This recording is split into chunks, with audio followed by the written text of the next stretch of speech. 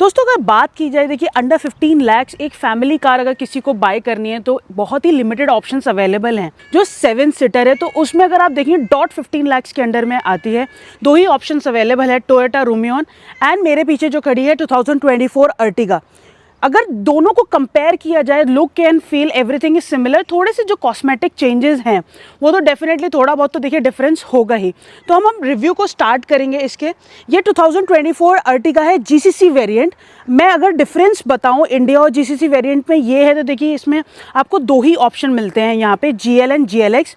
तो basic difference जो है जीएल एंड जीएलएक्स में यही है कि आपको टॉप मॉडल में फॉग लैम्प्स मिल जाते हैं, अलॉय व्हील्स मिल जाते हैं एंड जो नेसेसरी जो एसेसरीज का डिफरेंस होता है वो डिफरेंस है। इंडिया पर्सपेक्टिव से अगर बात की जाए तो देखिए आपको 1.5 लीटर इंजन दोनों उसमें मिलता है, लेकिन वहाँ पे सीएनजी भी आपको मिलता है। ऑलमोस्ट 9 वेरिएंट्स आपको वहाँ पे मिलते हैं, हाइब्रिड भी इवन ऑफर किया जाता है।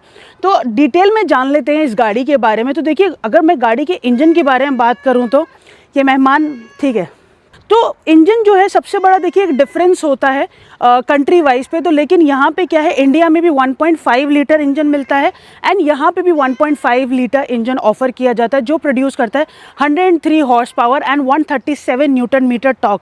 और इंडिया के पर्सपेक्टिव से एक और चीज़ है कि BS6 कंप्लाइंट इंजन है। तो ये जो दोनों चीज़ें हैं वो दोनों सिमिलर है। अगर लुक एंड फील की बात करेंगे तो देखिए लुक एंड फील में भी कोई ज़्यादा चेंजेस नहीं है। तो देख लेते हैं क्या क्या फीचर्स यहाँ पे दिए हैं। देखिए आपको हेलोजन लैंप्स मिलते हैं, तो यहाँ पे देखिए आप क्रोम का यूटिलाइजेशन काफ़ी किया है, पूरे में स्ट्रेच्ड है। नीचे फॉग लैम्प्स दिए हुए हैं, तो हेलोजन फॉग लैम्प्स है और ब्लैक कलर की आउटर बाउंड्री दी हुई है। तो साइड प्रोफाइल में देखते हैं, देखिए यहाँ पे कोई आपको क्लैडिंग वगैरह नहीं मिलती, नॉर्मल सी साइड प्रोफाइल है। 15 इंच के अलॉय व्हील्स दिए हुए हैं। गाड़ी की जो लेंथ है 4.3 मीटर है और लेंथ इज़ एक्चुअली गुड क्योंकि ये 7 सीटर है। अगर लेंथ इससे कम होगी तो काफ़ी ज़्यादा कंजस्टेड फीलिंग आएगी अंदर। ORVM की बात करेंगे तो देखिए यहाँ पे आपको LED स्ट्राइक नहीं मिलती है, नॉर्मल लाइट्स दी हुई है, टर्न इंडिकेटर दिया हुआ है। मतलब यहाँ पे बॉडी कलर हैंडल नहीं दिया हुआ है, सिल्वर फिनिश में है, रिक्वेस्ट सेंसर के साथ मिलती है। अटेंशन देखिए ऊपर भी जाता है। यूजुअली क्या होता है गाड़ियों में पीछे एंटीना होता है, लेकिन यहाँ पे एंटीना आगे प्लेस किया गया, but it is not a shark fin antenna. तो रियर प्रोफाइल आपको रिजेंबल करेगी। देखिए रूमियन तो एक है ही, XL6 भी एक गाड़ी आती है इंडिया में, उससे भी काफ़ी ज़्यादा रिजेंबल करेगी। तो देखते हैं क्या क्या फीचर है। देखिए टाइनी सी आपको हाई माउंट स्टॉप लाइट्स मिल जाती है, वॉशर दिया हुआ है, वाइपर मिल जाता है, माइल्ड सा स्पॉइलर दिया हुआ है क्रोम फिनिश के साथ। एंड यहाँ पे आपको टेल लाइट्स की बात करेंगे, देखिए 3D स्टाइल आपको टेल लाइट्स मिल जाती हैं यहाँ पे, और ये LED है, हेलोजन नहीं है।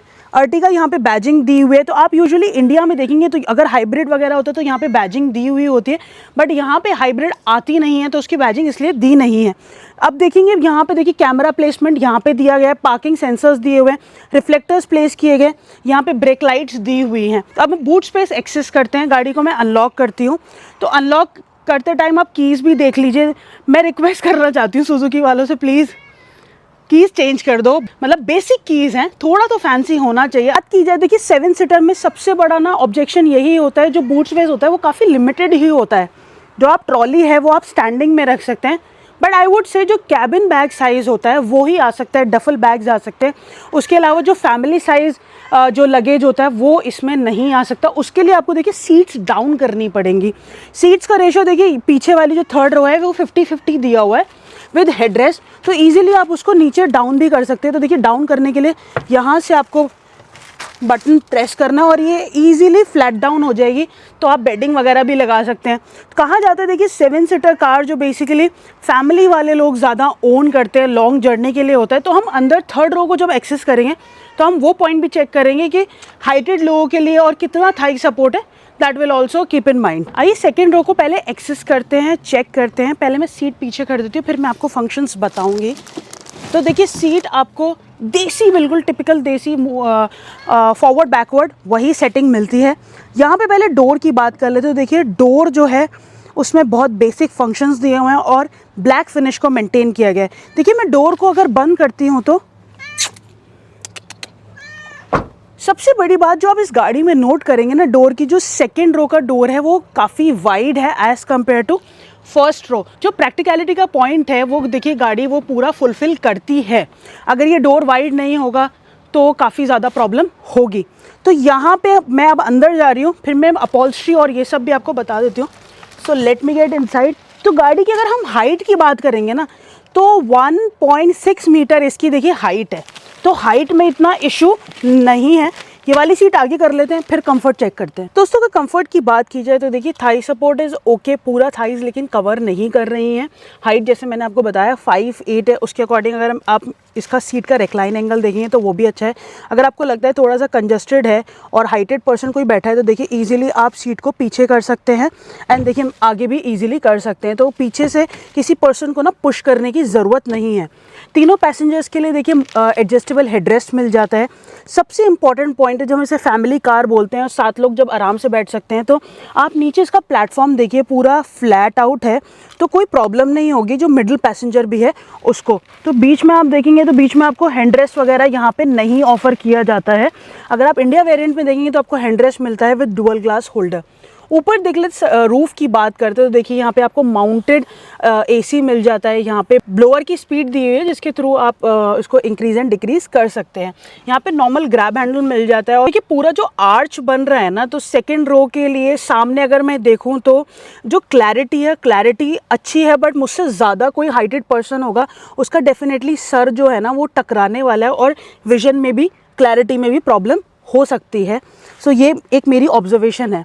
अब हम थर्ड रो को एक्सेस करेंगे और देखते हैं वहाँ पे कंफर्ट कैसा दिया हुआ है। दोस्तों आपने देखा होगा इनोवा में जब हम थर्ड रो को एक्सेस करते थे आपको पुल करके पूरी सीट फोल्ड होती थी, बट इसमें ऐसा नहीं है। यहाँ पे देखिए एक लेवर दिया हुआ है, उसको प्रेस करना है, आप इजीली थर्ड रो को फिर यहाँ से इसको फॉरवर्ड मूव, देखिए फॉरवर्ड मूव कर लिया है। उसके बाद आपको इतना स्पेस मिलता है। तो मैं अब अंदर जाती हूँ तो चेक करते हैं कैसा कंफर्ट दिया हुआ है। Let's get inside.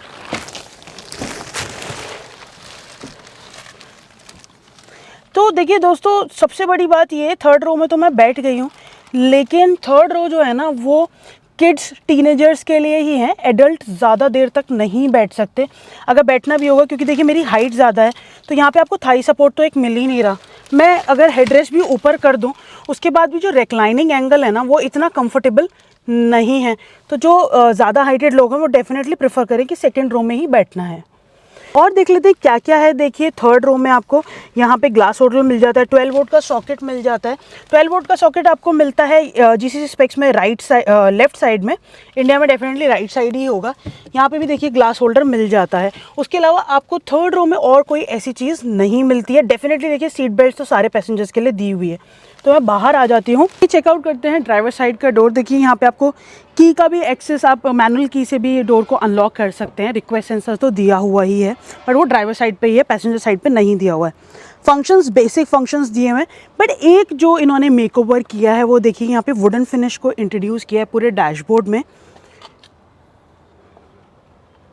अब हम देखते हैं सीट्स की बात करेंगे। देखिए सीट्स आपको फैब्रिक अपॉल्स्ट्री में मिलती है और यहाँ पे जो फॉरवर्ड बैकवर्ड ही कर सकते हैं, इलेक्ट्रॉनिकली एडजस्टेबल नहीं है। तो अंदर बैठ जाती हूँ मैं। अंदर बैठने के बाद सबसे पहले गाड़ी स्टार्ट करेंगे क्योंकि गर्मी बहुत ज़्यादा है। तो देखिए गाड़ी स्टार्ट कर ली है और कुछ ऐसा वेलकम करती है गाड़ी। तो यहाँ पे अगर हम MID की बात करेंगे, कॉम्बिनेशन में मिलती है डिजिटल प्लस एनालॉग। ऐसे ही सारी MID आपको सुजुकी की गाड़ियों में ऑफ़र की जाती है, कोई भी इसमें नई चीज़ नहीं दी हुई है। देख लेते हैं स्टीयरिंग माउंटेड फंक्शन क्या क्या दिए हुए हैं। देखिए वॉइस कमांड दिया हुआ है, कॉल कनेक्ट, डिस्कनेक्ट दिया हुआ है। यहाँ से वॉल्यूम आप इंक्रीज़ एंड डिक्रीज़ कर सकते हैं। तो मैं वॉल्यूम डिक्रीज़ कर देती हूँ। यहाँ पे देखिए क्रूज़ कंट्रोल के फंक्शंस दिए हुए हैं। तो एक चीज़ और मीनवाइल चेक कर लेते हैं। अब हम साउंड सिस्टम चेक करते हैं, इसका साउंड सिस्टम कैसा है। तो मैं इसकी वॉल्यूम को इंक्रीज़ कर देती हूँ, यहाँ से करती हूँ। किसी भी टाइप की रील अगर आप बात करेंगे ना तो देखिए 40 पे वॉल्यूम है। तो यूजुअली जब हम ड्राइव करते हैं वी कीप इट इन 15 और 16। तो 15 और 16 पे जो वॉल्यूम है ना वो काफ़ी कम है। यहाँ पे देखते हैं और क्या क्या फंक्शंस दिए हुए हैं। देखिए ट्रैक्शन कंट्रोल दिया हुआ है, पार्किंग सेंसर्स यहाँ पे प्लेस किए गए हैं। जैसे मैंने आपको बताया कि डैशबोर्ड को रीडिज़ाइन किया गया है एंड वुडन फिनिश को इंट्रोड्यूस किया गया है। देखिए स्क्रीन की बात करेंगे, स्क्रीन आपको वैसी ही मिलती है नॉर्मल जैसी आपको ग्रैंड विटारा या फ्रॉन्क्स में ऑफ़र की जाती है। स्मार्ट प्ले प्रो बोलते हैं इसको। 7 इंच की जो नॉर्मल स्क्रीन है वही है। बेसिक फंक्शंस दिए हुए हैं। हेज़ार्ड लाइट प्लेस की हुई है। क्लाइमेट स्क्रीन दी हुई है छोटी सी, यहाँ पे फंक्शंस दिए हुए हैं क्लाइमेट स्क्रीन के, लेकिन क्लाइमेट स्क्रीन आप यहाँ पे इंफोटेनमेंट के थ्रू आप नहीं ऑपरेट कर सकते हैं। यहाँ पे 12 वोल्ट का सॉकेट दिया हुआ है, USB पोर्ट दिया हुआ है। और देखिए आप, सबसे बड़ी बात जो इस गाड़ी में ये है कि आपको टाइप सी पोर्ट मिलता ही नहीं है, पीछे भी नहीं दिया हुआ है कोई। कंट्रोलर्स देखिए यहाँ पे भी नहीं दिए हुए हैं एंड उससे पीछे भी नहीं दिया हुआ है। तो ये एक थोड़ा सा चैलेंजिंग सिचुएशन जो टाइप सी फ़ोन चलाने वाले हैं उनको हो सकती है। यहाँ पे देखिए आपको चार्जिंग पैड नहीं मिलता, नॉर्मल स्पेस दिया हुआ है। यहाँ पे देखिए आपको ग्लास होल्डर में कूलिंग का ऑप्शन मिलता है, हीटिंग का ऑप्शन नहीं मिलता है।